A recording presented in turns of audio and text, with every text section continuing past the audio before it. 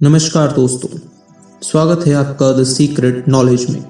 हम कहते हैं भारत एक महान देश है, परंतु हम नहीं जानते क्यों महान है। भारत के गौरवशाली इतिहास के नए अध्याय को लेके मैं फिर आज हाजिर हूँ आपके सामने। एक ऐसा राजा जिसने सिकंदर को शक्ति और धर्म का एहसास कराया, जिसने सिकंदर के सपने को तोड़ दिया, जिसके इतिहास को हर बार बदला गया, परंतु फिर भी उसकी महानता को कोई छुपा न सका। हम बात कर रहे हैं सम्राट पोरस की, जिसकी बहादुरी देख खुद सिकंदर भी हैरान हो गया। 340 ईसा पूर्व भारत के झेलम नदी से चेनाब नदी तक फैला था पोरस महान का शासन। उसी झेलम नदी में हुआ था सिकंदर और पोरस का भीषण युद्ध। सिकंदर यूरोप और फारस जीत चुका था और अब उसका अंतिम पड़ाव भारत में होने वाला था। उसने कई किस्से कहानियों में भारत के बारे में सुना था। उसका अंतिम उद्देश्य भारत को जीतना था। उसके भारत में प्रवेश करते ही तक्षशिला नरेश राजा अम्भी ने आत्मसमर्पण कर दिया और भव्य स्वागत कर सोने और चांदी की भेंट दी। सिकंदर बेहद खुश हुआ, परंतु उसे पता था राजा अम्भी भारतवर्ष के बहुत कमजोर शासक थे। उसे पता था कि भारतवर्ष में सबसे शक्तिशाली शासक मगध सम्राट धनानंद है, परंतु उसे यह भी पता था उसका पहला मुकाबला झेलम नदी में उस शासक से होगा जो अपराजय है और वीरों का वीर है। सिकंदर ने सम्राट पोरस को आत्मसमर्पण करने का प्रस्ताव भेज दिया और बदले में सम्राट पोरस ने युद्ध के आरंभ का प्रमाण दिया। सिकंदर जानता था इस योद्धा को आसानी से हराया नहीं जा सकता, इसलिए सिकंदर ने चालाकी करने का निर्णय लिया।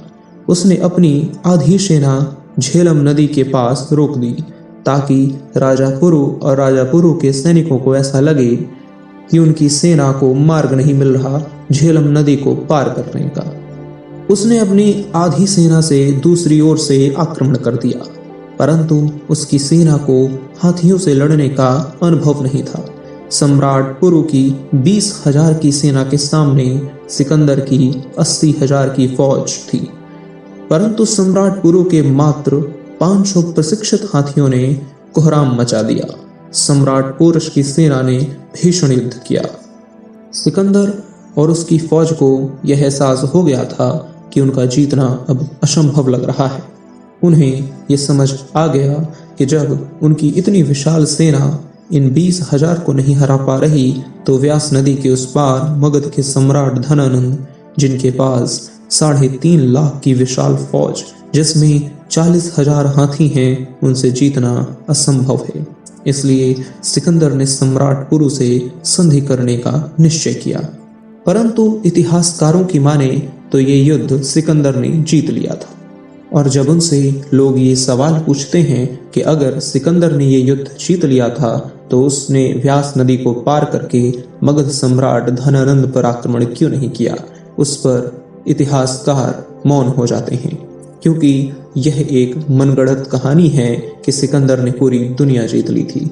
सिकंदर कभी एक महान शासक था ही नहीं।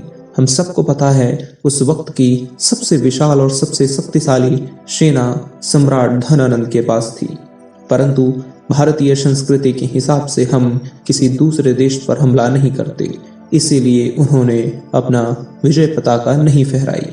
इतना ही नहीं, अगर वो चाहते तो सिकंदर को पहले ही हरा सकते थे, परंतु उन्होंने ऐसा नहीं किया।